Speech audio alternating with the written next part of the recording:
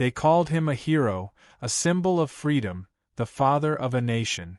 Yet beneath the calm, commanding face etched into marble and currency, there lived a man filled with contradictions, ambitions, and buried truths. George Washington, the unshakable figure who led an army of farmers to victory against an empire, was far from the flawless myth we've come to worship. His story is one of power and restraint, of ideals that clashed with reality, and of secrets that history almost forgot. Behind the polished portraits and patriotic songs lies a world of shadowed correspondence, hidden societies, and private turmoil. There was the Washington of public glory and another that existed in whispers and sleepless nights, the one who questioned his own legacy even as he shaped the destiny of millions. This is not the tale of a marble man, nor of a saint untouched by doubt. It is the story of a human being who became something larger than himself, and in doing so, concealed pieces of his soul behind the mask of duty. The Washington you think you know is a story written by others, but the one history never told reveals far more than any textbook could. It reveals how legends are built, how truth is buried, and how the man beneath the monument still speaks to us from the silence of time. History remembers George Washington as a man carved in certainty. The resolute general crossing the Delaware. The noble statesman declining a crown. The flawless first president setting the moral compass of a new world. Yet behind every heroic image lies a truth far more human, far more complicated. Washington's life was not a clean march toward greatness but a labyrinth of choices, sacrifices, and contradictions that shaped both his destiny and the fragile republic he helped create. In the late 18th century, America was an idea before it was a country. 13 colonies stitched together by rebellion, desperation, and hope. Into that storm stepped a man who had learned to survive by discipline, caution, and silence. Washington's quietness became his greatest armor. He rarely revealed what he truly thought, leaving behind letters that spoke in riddles, gestures that hinted at depth, and decisions that still puzzle historians. He understood something few of his contemporaries did, that appearances create belief. He became a master of image long before propaganda had a name. But the image came at a cost. Behind the stoic eyes and formal posture was a man who knew fear intimately. A man who lost battles before he won them, who doubted his own worthiness, and who constantly fought the temptations of power. Washington's restraint made him appear pure, but inside, he wrestled with ambition. His victories made him a national idol, yet his private life told another story, a story of secrecy, hidden correspondence, and moral paradoxes that haunted him until his final breath. The legend of Washington has grown so vast that it threatens to eclipse the man himself. Yet it is within his contradictions that we find the real story, the story of how an imperfect human being became the model for leadership in a nation built on ideals it could barely live up to. His life still matters because it forces us to confront an uncomfortable truth, that freedom is fragile, that leadership demands sacrifice, and that greatness often hides behind carefully constructed silence. Over 2 centuries later, the world remembers his name but not his doubts. His face looks back at us from currency and monuments, yet his humanity has been polished away by reverence. To rediscover the real Washington is to step behind the curtain of history, into the shadows where ambition and morality collided. This is where our story begins, not in the myth of the general or the president, but in the secret life of the man who became both. Long before George Washington became the face of a nation, he became a story. The young Virginian colonel who rode through battle unscathed, the man said to have bullets tear through his coat but never touch his skin, the stoic figure who faced chaos with divine calm. These legends began not from truth alone but from the desperate need for symbols. In a time when America was still a dream stitched together by rebellion, Washington became its living emblem. People did not just follow him, they believed in him. Washington understood that belief was a kind of power. He learned early that perception could command as effectively as a sword. Every portrait, every letter, every carefully measured word contributed to an image of strength and virtue. When he stood before troops, he embodied control. When he wrote to Congress, he used modesty as a weapon, allowing others to call him great while pretending humility. In reality, he curated every part of his public presence. Behind this deliberate image was a man far more insecure than history admits. Washington's early life was marked by loss and longing. His father died when he was a boy, cutting short his education and leaving him to navigate ambition without inherited privilege. He watched the Virginia elite with envy and determination, mastering etiquette, self-control, and appearance to earn the respect he was not born into. It was not arrogance that shaped his restraint, but survival. As revolution neared, the myth began to outgrow the man. Newspapers printed embellished accounts of his bravery, artists painted him taller and stronger than he was, and soldiers swore that Providence itself protected him. Washington never denied these stories. He knew that a nation of divided hearts needed a unifying figure, and he was willing to become that figure even if it meant losing parts of himself. The legend of George Washington was not born by accident. It was designed, polished, and protected. He became a myth so that others could believe in the impossible. Yet within that myth, the real man slowly disappeared, a man who feared failure, who calculated every gesture, and who understood that the price of leadership was loneliness. In creating an image that could lead a revolution, George Washington learned to hide behind it, and history would remember the image long after it forgot the man.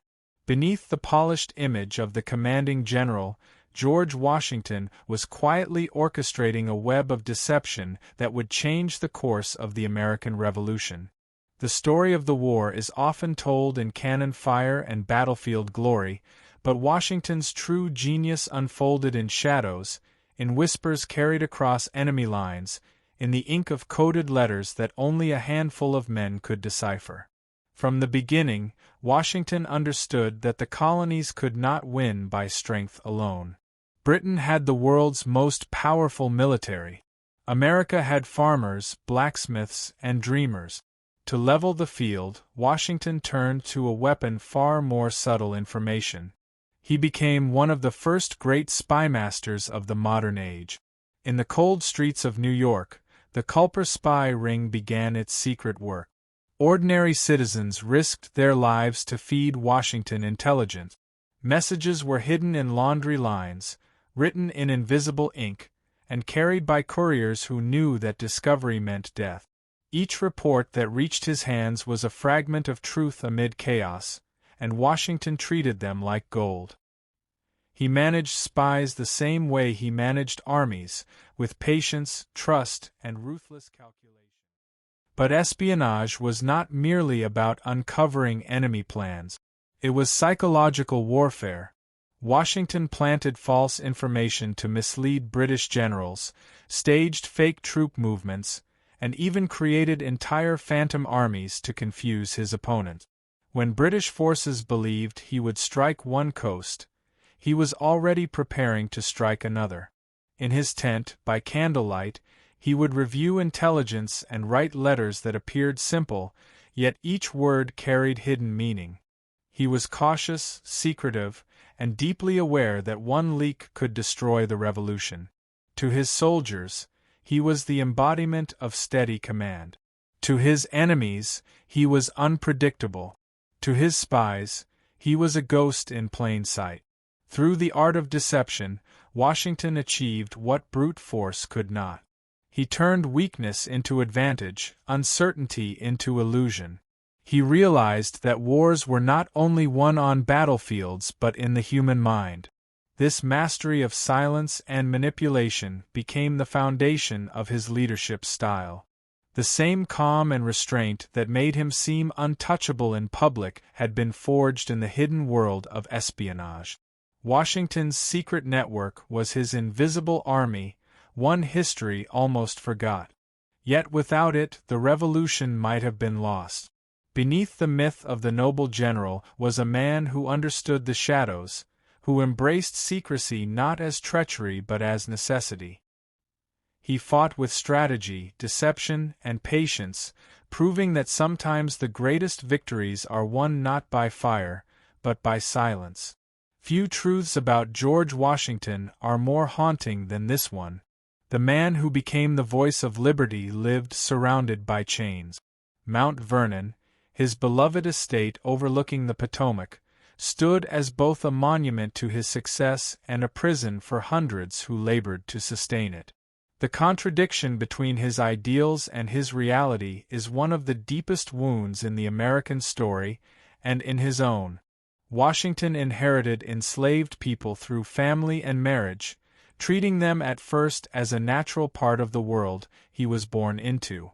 Like most of Virginia's planter class, he saw human bondage as the foundation of prosperity. Yet the Revolution began to unsettle that certainty. Fighting for freedom against tyranny forced him to look inward. Letters from the era reveal a man wrestling with dissonance. He spoke of liberty as sacred while simultaneously profiting from its denial. During the war, some of his enslaved workers fled to British lines, seeking the freedom his own cause promised but withheld. Washington was torn. Publicly, he condemned their escape as betrayal. Privately, he could not ignore the irony.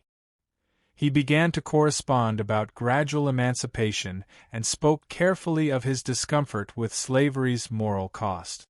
But his actions were measured, cautious, and bound by fear of social backlash, financial ruin, and the collapse of the fragile union he was trying to preserve. Even after the war, as president, he maneuvered within the legal shadows to maintain his ownership while appearing morally neutral. When residing in Philadelphia, where anti-slavery laws were gaining strength, Washington quietly rotated enslaved servants out of the state every few months to avoid granting them freedom under local law.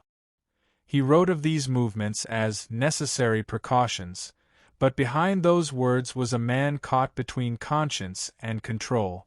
It was only in his later years, as age softened his pride and mortality drew close, that he took decisive action. In his will, Washington ordered that all his enslaved people be freed upon his wife's death, the only founding father to do so. It was a final act of redemption, but it came too late for those who lived and died in bondage under his roof. This paradox defines the man as much as any battle or presidency. George Washington, the liberator of a nation, was also the keeper of captives. His struggle was not simply political but personal, a war within himself between the world he knew and the world he helped to create.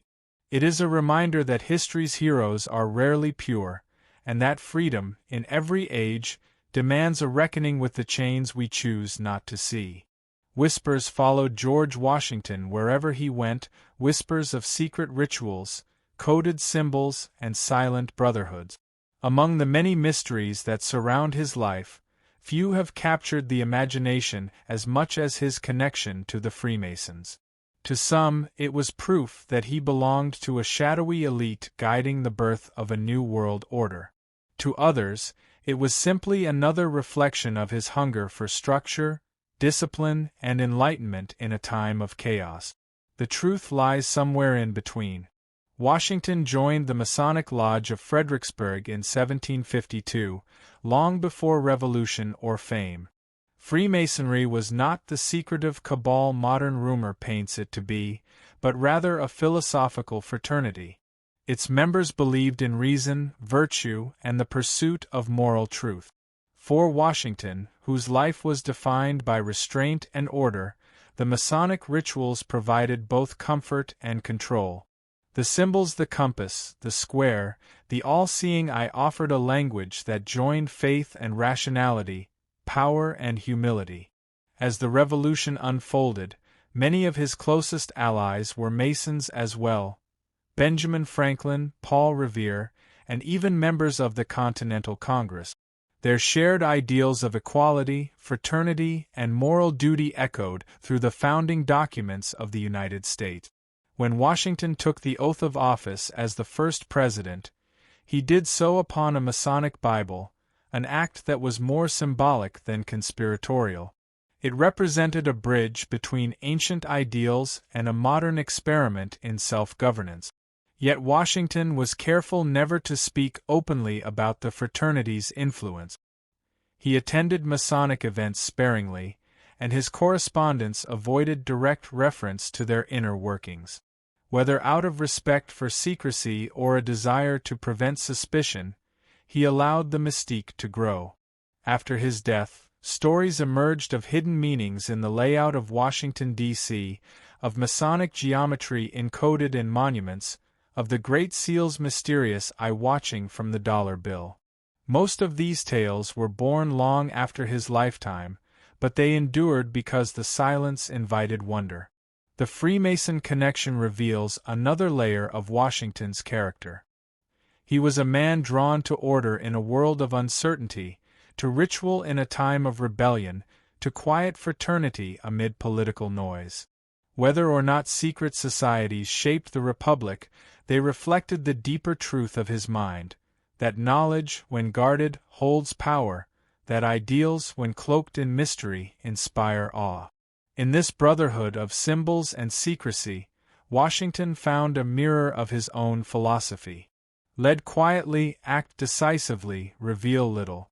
The myth of the Masonic Washington may be exaggerated, but the man himself understood what the myth represented: the belief that truth, like power, is most enduring when hidden in plain sight.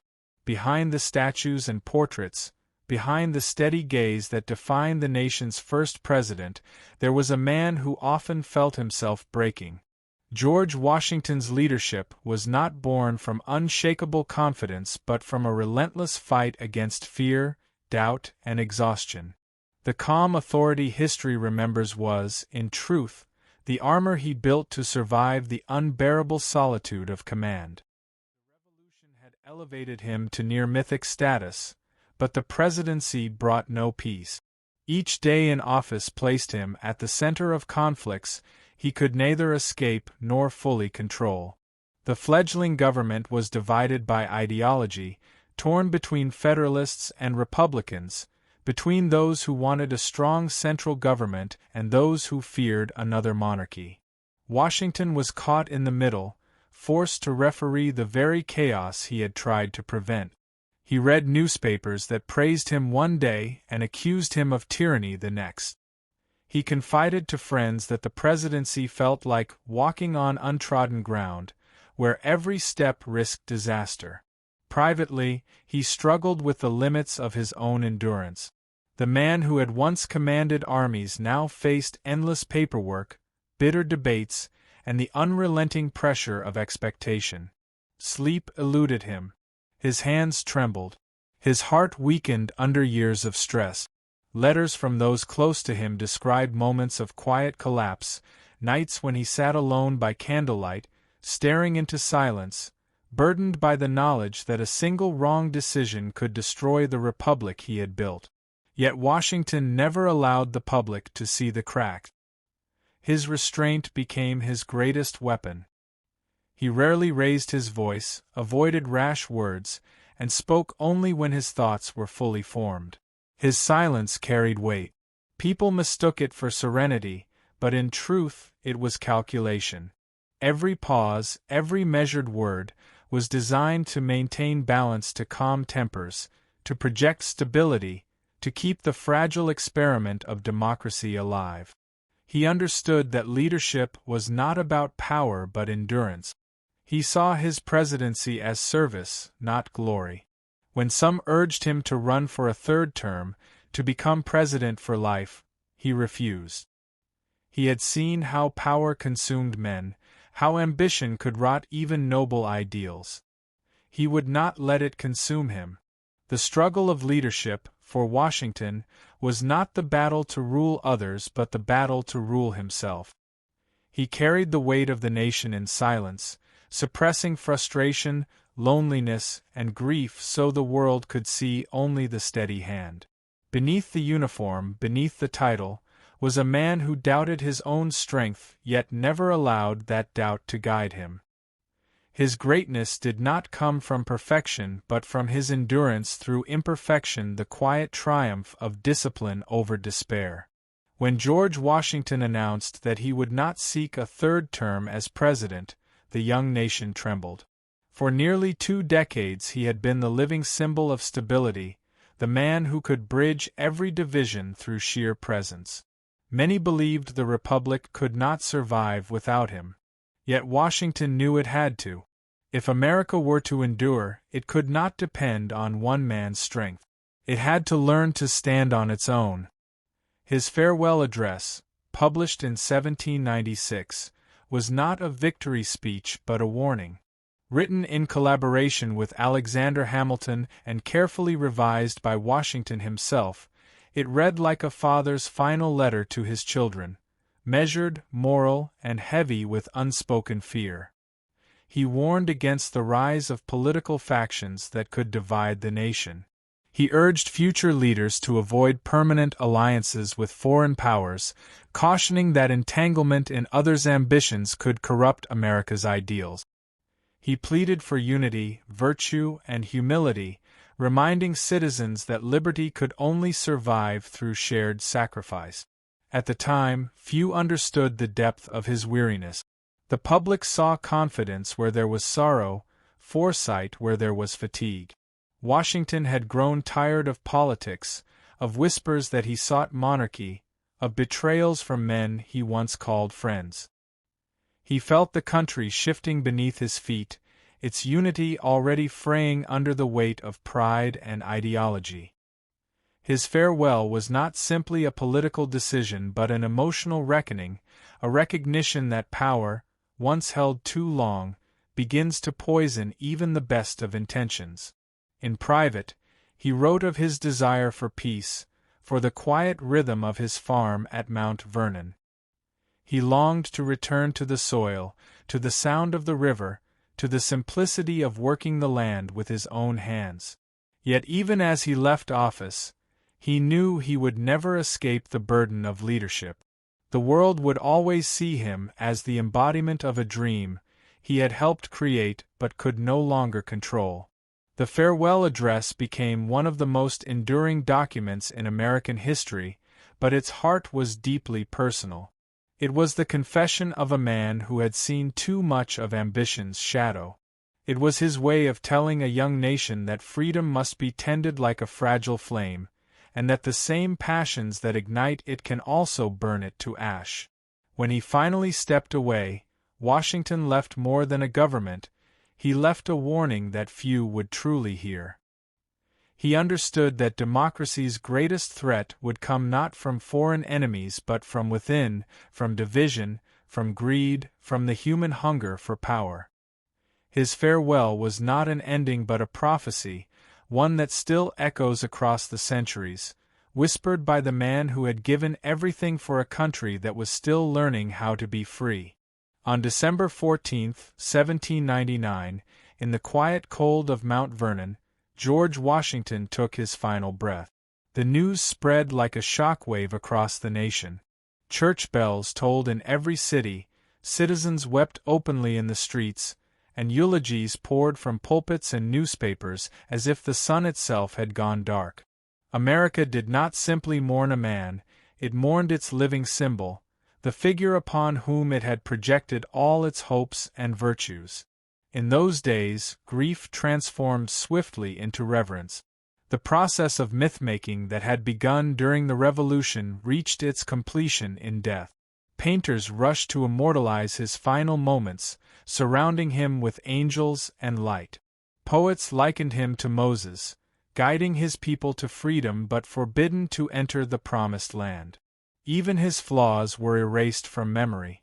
The doubts, the moral contradictions, the human hesitations all were replaced by the image of perfect virtue. Martha Washington, shattered by loss, ordered their private correspondence burned. Hundreds of letters vanished in fire, silencing the most intimate traces of his voice. What remained were the official words, the public tone, the measured restraint that had defined his leadership. It was as if she had helped complete his transformation from man to monument. Funeral processions stretched for miles. Soldiers marched in solemn silence, their drums muffled in black cloth. Churches filled beyond capacity, and people prayed not just for Washington's soul but for the endurance of the nation he left behind. The young republic was still fragile, unsure if it could survive without its unifying father. But even in death, Washington continued to guide it. His absence became presence. His silence became scripture. Within months, his name adorned towns, counties, and the capital itself. His likeness appeared in homes and meeting halls, framed by candlelight as if it were sacred. Statues rose from marble and bronze, his gaze fixed forward, eternal and unblinking. Yet every monument, every portrait, carried an invisible cost. The more perfect the image became, the less room there was for the man himself. The Washington of history faded behind the Washington of legend. He had once feared this very outcome. In his final letters, he worried that future generations would misunderstand him, that his restraint might be mistaken for coldness, that his silence would one day swallow his truth. In many ways, he was right. The nation built in his name turned him into an untouchable ideal, and in doing so, buried the humanity that had made him remarkable. His death was not just an ending. It was a rebirth, a transformation of flesh and flaw into marble and myth. The man who had spent his life balancing power and humility became, in death, the embodiment of virtue itself. But the real George Washington, the one who struggled, doubted, and feared, still lingers beneath the statues, waiting for those willing to look past the legend and listen to the silence he left behind. When the ceremonies ended and the mourning faded, what remained was the shadow of a question that history has never stopped asking. Who was George Washington when no one was watching? Behind every myth stands a man, and in his final years, away from the public eye, that man quietly revealed himself in fragments and letters, in reflections, in the choices he made when he believed no one would ever see. The marble figure the world remembers was shaped by others, but Washington himself was far more fragile and far more human. He worried about legacy, about how time would judge him. He feared that the experiment he had helped create might collapse under the weight of pride and division. In private writings, his tone softened. Gone was the commanding general, replaced by an old man trying to make peace with himself.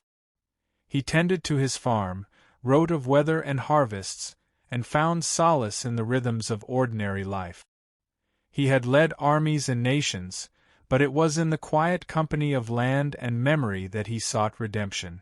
He was not without regret. He reflected on the people he had lost, on the soldiers who had died believing in him, on the ideals that remained imperfectly fulfilled. His decision to free his enslaved workers after his death revealed a man confronting his own contradictions. It was a gesture of conscience but also confession. Washington had built his fortune on a system he came to abhor, and in his final act, he tried to atone not through speeches or grand declarations, but through one silent command written into his will. Perhaps what made Washington extraordinary was not that he was flawless, but that he knew he wasn't. He spent his life wrestling with himself, torn between ambition and restraint, pride and humility, image and truth. His greatest battles were fought not with muskets or politics, but within his own soul. As he faded from public life, he wrote that the work of the nation had only begun. He knew that his legacy would one day be simplified into stories of heroism, yet he hoped some would look deeper. He wanted the world to remember that freedom is fragile, that virtue requires vigilance, that unity is never a given. In his quiet understanding of imperfection, Washington left a message hidden beneath the marble: that greatness does not come from purity, but from the courage to face one's flaws and still strive toward honor. When we strip away the monuments and the myths, what remains is not a demigod but a man, one who carried the weight of a country and the burden of his own contradictions with dignity. He did not conquer to rule. He conquered to create a world where others might be free. And in that struggle, in that humanity, lies the true secret of George Washington. George Washington's life was not the tale of a perfect hero, but the story of a man who learned to master imperfection. Beneath the layers of ceremony, beneath the marble and myth, lived someone profoundly human, a man who made mistakes, carried doubts, and wrestled with the same moral shadows that haunt every age. What made him different was not the absence of fear, but his ability to face it without surrendering to it. He understood that leadership was not about glory, but about endurance. That freedom demanded restraint. That power, once taken for granted, corrodes the very ideals it claims to protect. In a world that sought idols, Washington chose humility. In a time of division, he chose silence over spectacle. His greatest victory was not on the battlefield, but in the moment he walked away from power, proving that a nation could be led by principle rather than ambition. The secret life of George Washington is the story of how myth and truth intertwine, how a man's private struggles can give birth to a nation's public faith. He was not without fault, but perhaps that is why his story endures, because it reminds us that greatness is not perfection, but persistence. As we look up at his statue or unfold the dollar that bears his face, it is easy to forget the man who once sat in candlelight, uncertain and weary, wondering if the dream he fought for would survive. Yet maybe that is where his true legacy lives, in the silence between the lines, in the humility of a man who helped build a country out of nothing, and who taught the world that power means nothing without virtue, and that even the strongest of men are shaped by the secrets they carry within.